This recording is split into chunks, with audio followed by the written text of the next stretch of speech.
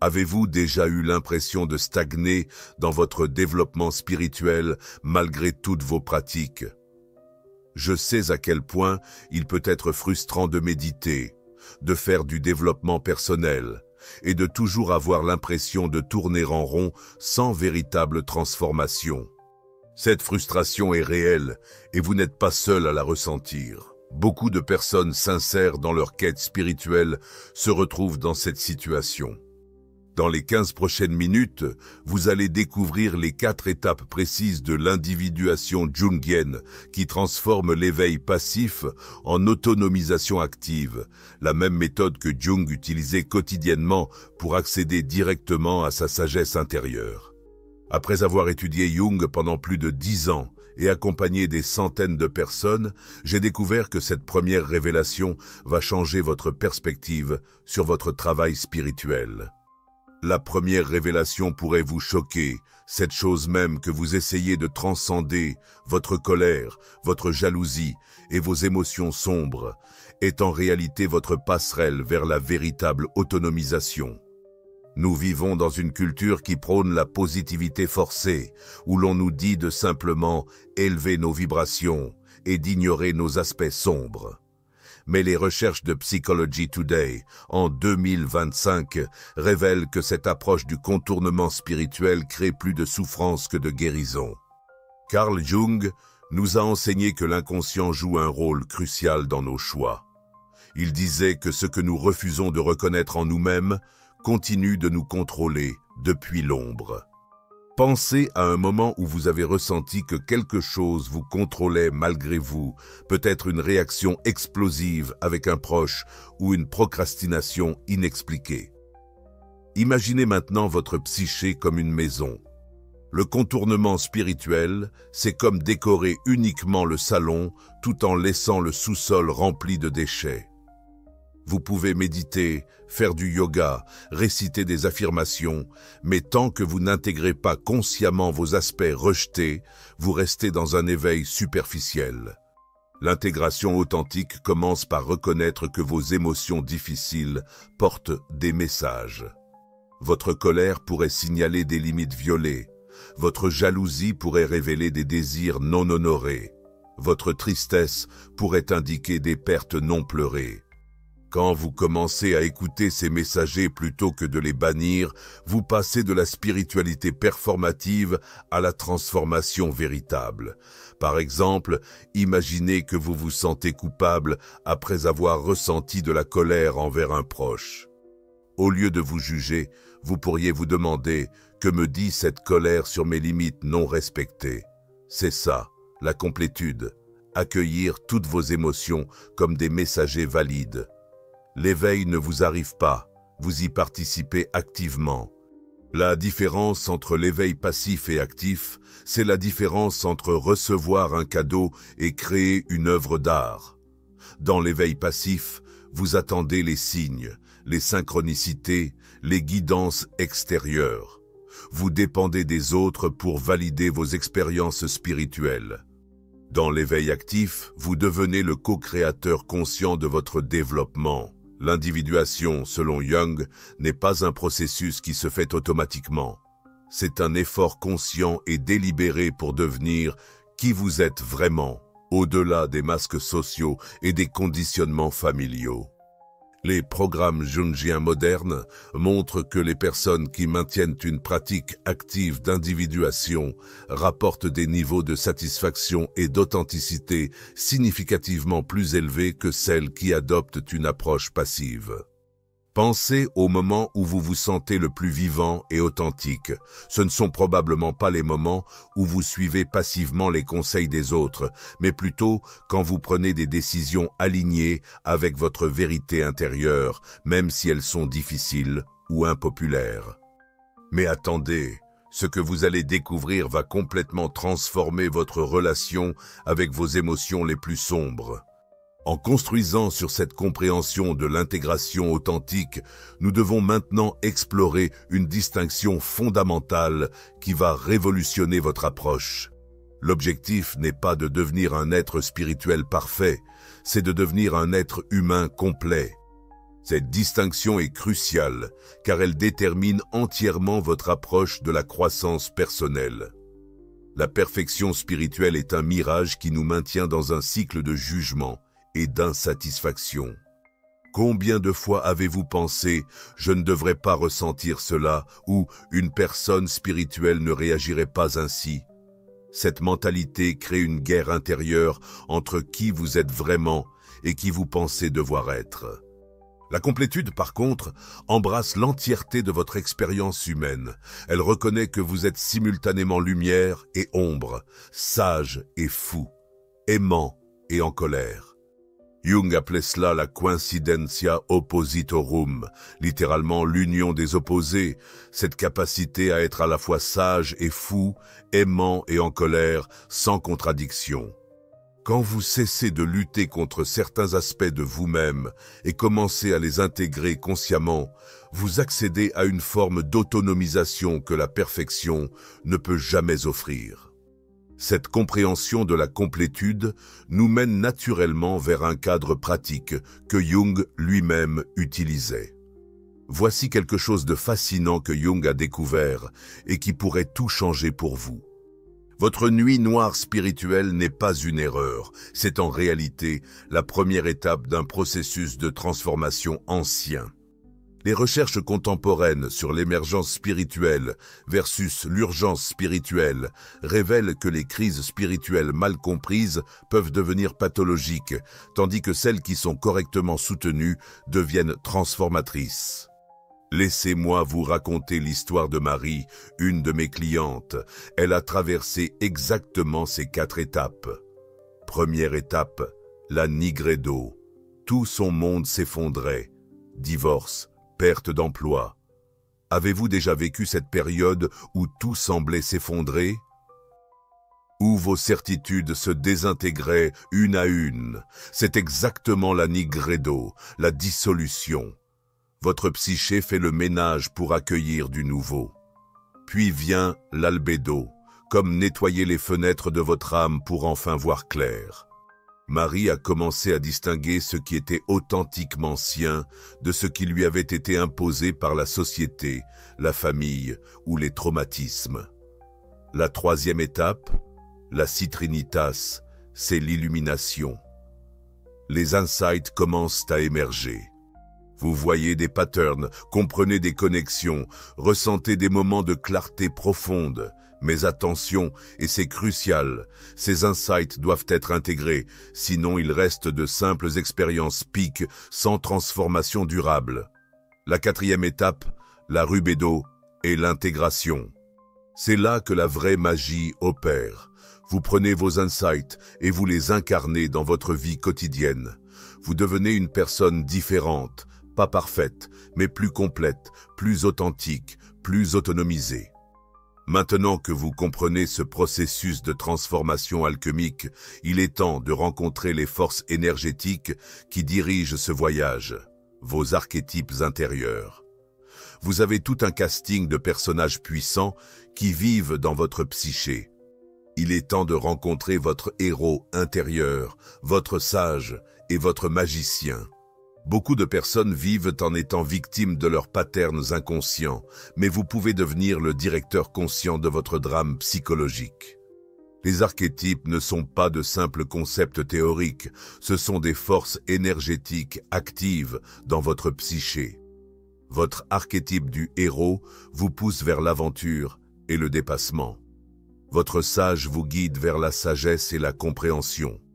Votre magicien vous connecte au pouvoir de transformation. Votre amoureux vous ouvre à la connexion et à la compassion. Les recherches sur la conscience archétypale montrent que les personnes qui identifient et travaillent consciemment avec leurs archétypes principaux développent une résilience psychologique remarquable. Elles cessent d'être ballottées par des forces qu'elles ne comprennent pas et deviennent des participants actifs dans leur propre évolution. Et voici quelque chose de fascinant que peu de gens réalisent. Vous pouvez aussi rencontrer vos archétypes de l'ombre. Le saboteur qui mine vos efforts. La victime qui évite la responsabilité. le tyran qui contrôle et manipule. Ces énergies aussi font partie de vous, et nier leur existence les rend plus puissantes. Quand vous les reconnaissez et dialoguez avec elles, elles peuvent même devenir des alliés. Avez-vous déjà remarqué certains patterns qui se répètent dans votre vie? Ce sont souvent des archétypes de l'ombre en action. Le travail consiste à les amener à la conscience, à comprendre leurs besoins légitimes et à négocier des façons plus saines pour eux de s'exprimer. Ce travail avec vos archétypes intérieurs révèle une vérité importante que la psychologie moderne commence enfin à reconnaître.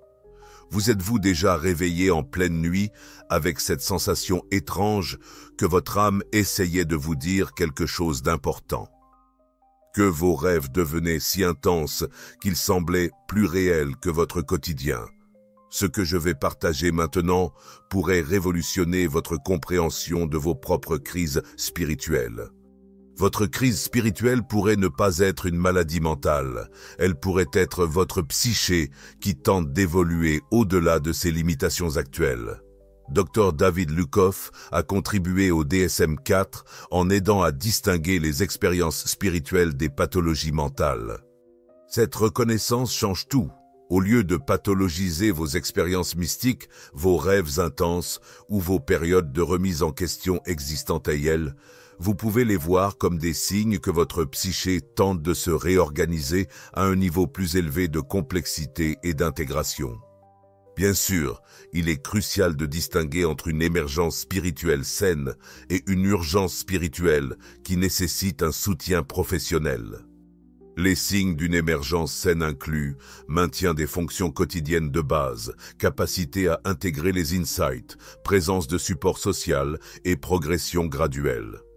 Les signes d'urgence incluent perte de contact avec la réalité, incapacité à fonctionner, isolation sociale et progression rapide vers l'instabilité.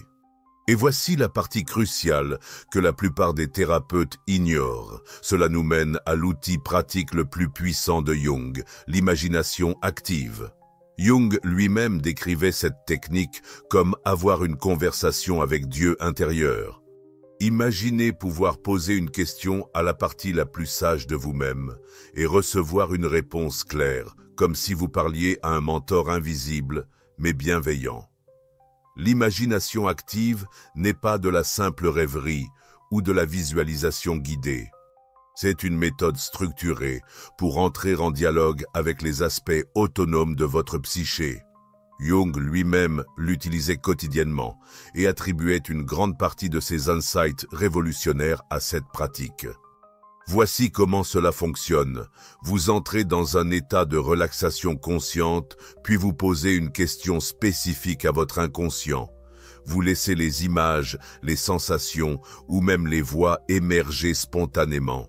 La clé est de ne pas contrôler ou diriger l'expérience, mais de l'observer et d'interagir avec elle comme si vous parliez à une personne réelle.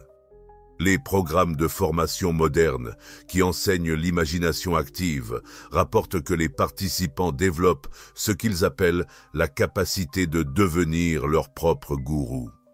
Au lieu de dépendre constamment de l'expertise extérieure, ils apprennent à accéder à leur sagesse intérieure directement.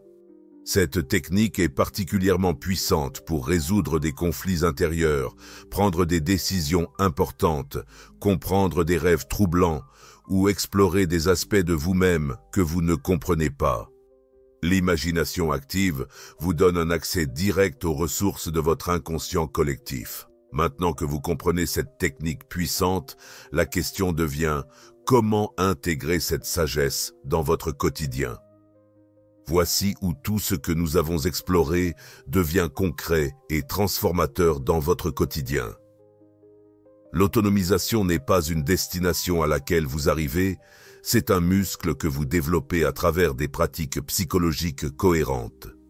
Les programmes d'individuation modernes mettent l'accent sur ce qu'ils appellent la pratique quotidienne et l'éthique. Il ne s'agit pas de moments pics spectaculaires, mais de petits actes quotidiens d'authenticité et de conscience de soi. Chaque fois que vous choisissez l'honnêteté plutôt que la performance, l'authenticité plutôt que l'approbation, vous renforcez votre muscle d'autonomisation. Pensez à l'autonomisation comme à un muscle physique. Si vous ne l'utilisez que sporadiquement, il reste faible. Mais si vous l'exercez quotidiennement avec de petites résistances, il devient fort et fiable. Chaque petit choix authentique, chaque moment où vous honorez vos limites, chaque fois où vous exprimez votre vérité malgré l'inconfort, vous construisez votre capacité d'autonomisation. Mais voici où ça devient vraiment intéressant pour votre transformation personnelle. L'éveil actif exige que vous deveniez curieux de vos patterns plutôt que d'en être victime. Quand vous remarquez que vous réagissez automatiquement à quelque chose, au lieu de vous juger, demandez-vous « Quel archétype s'exprime ici ? Quelle blessure non guérie cherche l'attention ? Quelle partie de moi a besoin d'être entendue ?» Avec ces principes en tête, passons aux outils pratiques. Souvenez-vous quand j'ai mentionné l'importance de l'intégration. Voici maintenant comment mettre cela en pratique de manière concrète. Commençons par le travail de l'ombre. L'ombre n'est pas nécessairement négative, c'est simplement tout ce que vous avez rejeté ou supprimé de votre conscience. Pour identifier vos aspects de l'ombre, observez ce qui vous irrite chez les autres. Jung disait que nous ne voyons dans les autres que ce qui existe déjà en nous. Hier, Sophie m'a écrit « Chaque fois que je vois quelqu'un d'arrogant, je bouillonne intérieurement ». Je lui ai suggéré cet exercice révélateur. Une semaine plus tard, elle avait découvert sa propre peur de s'affirmer. Voici comment vous pouvez faire la même découverte. Tenez un journal d'irritation pendant une semaine. Par exemple, si quelqu'un vous coupe la parole et que cela vous agace profondément, notez-le. Puis demandez-vous, quand est-ce que moi aussi j'interromps les autres? Comment cette assurance pourrait-elle m'être utile si je l'exprimais sainement? Par exemple, si l'arrogance des autres vous dérange, explorez votre propre relation à la confiance et à l'affirmation de soi. Peut-être avez-vous supprimé votre propre capacité à vous affirmer par peur d'être perçu comme arrogant. L'ombre de l'humilité excessive peut être l'incapacité à reconnaître et exprimer votre propre valeur. Attention, cette prochaine partie pourrait vous révéler des aspects de vous-même que vous n'aviez jamais remarqués. L'entraînement à l'imagination active. Réservez 15 minutes par jour dans un espace calme. Commencez par quelques respirations profondes pour vous centrer. Puis posez une question spécifique à votre inconscient. Cela pourrait être « Que dois-je comprendre sur cette relation difficile ?» ou « Quelle direction ma créativité veut-elle prendre ?» Attendez patiemment qu'images, sensations ou insights émergent. Ne forcez rien. Quand quelque chose apparaît, engagez-vous avec cela comme si c'était une entité séparée. Vous pouvez demander « Qui es-tu ? Que veux-tu me dire ? Comment puis-je t'honorer ?» Gardez un journal de ces interactions. Avec le temps, vous développerez une relation riche et productive avec votre sagesse intérieure. Ce que je vais vous révéler maintenant sur vos archétypes intérieurs va vous donner un pouvoir que vous n'imaginiez pas posséder. L'activation archétypale demande d'abord l'identification. Vous reconnaissez-vous dans ce pattern? Vous rentrez chez vous épuisé après avoir sauvé tout le monde au bureau? C'est l'archétype de l'aidant qui s'oublie. Pour identifier vos archétypes principaux, observez ces patterns récurrents. Dans quel rôle vous retrouvez-vous constamment? Quelles histoires répétez-vous? Quel type de défis et d'opportunités attirez-vous? Une fois que vous identifiez un archétype dominant, vous pouvez commencer à dialoguer consciemment avec lui. Demandez à votre archétype du héros « Vers quelle aventure m'appelles-tu » Demandez à votre sage « Quelle sagesse as-tu pour moi en ce moment ?» Demandez à votre magicien « Quel pouvoir de transformation veux-tu que j'active ?» Ces dialogues ne sont pas de l'imagination fantaisiste, ce sont des communications authentiques avec des aspects réels de votre psyché. Les techniques d'intégration quotidienne transforment les insights en changements durables. Chaque soir, avant de dormir, posez-vous 3 questions. Où ai-je été authentique aujourd'hui? Où ai-je évité l'authenticité? Comment puis-je honorer ma vérité intérieure demain? Créez des rituels qui ancrent vos insights. Cela pourrait être quelques minutes de journal le matin, une promenade méditative à midi ou quelques respirations conscientes avant les interactions importantes. L'intégration n'exige pas de grands gestes, elle demande de la cohérence. Pratique de la compassion radicale.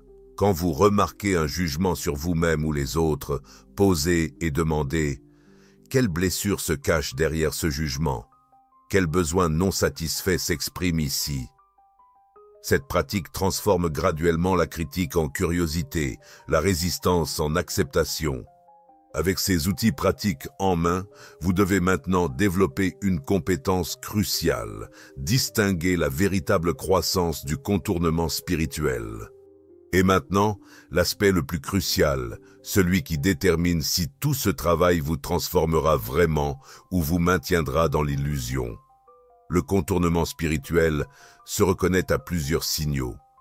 Vous l'utilisez probablement si vous trouvez que vous évitez constamment les émotions difficiles en élevant vos vibrations, si vous utilisez le langage spirituel pour éviter les responsabilités pratiques, si vous vous sentez supérieur aux personnes moins éveillées, ou si vous devenez agressif quand quelqu'un questionne vos croyances spirituelles. La croissance authentique, par contraste, vous rend plus humble, plus compatissant et plus capable de gérer les complexités de la vie humaine. Elle ne vous élève pas au-dessus de l'expérience humaine, elle vous aide à la naviguer avec plus de sagesse et de grâce. Voici un test de réalité simple. Vos pratiques spirituelles vous rendent-elles plus capables de gérer les défis pratiques de la vie ou vous aident-elles à les éviter? Développez-vous plus de patience avec les personnes difficiles ou trouvez-vous plus de raisons de les éviter? Vos insights mènent-ils à des changements comportementaux concrets ou restent-ils de belles idées dans votre tête? L'autonomisation véritable se mesure par votre capacité croissante à rester présent et centré dans toutes les circonstances, pas par votre capacité à éviter les circonstances difficiles. Elle se révèle dans votre aptitude à fixer des limites saines, à exprimer vos besoins clairement et à naviguer les conflits avec maturité. Un autre signe de croissance authentique, vous devenez moins réactif et plus responsif. Réactif signifie automatique, inconscient, basé sur des patterns anciens. Responsif signifie choisi, conscient, basé sur la situation présente. L'autonomisation vous donne l'espace entre le stimulus et la réponse où réside votre liberté. Finalement, l'autonomisation durable s'oriente vers la pratique quotidienne plutôt que vers les expériences piques.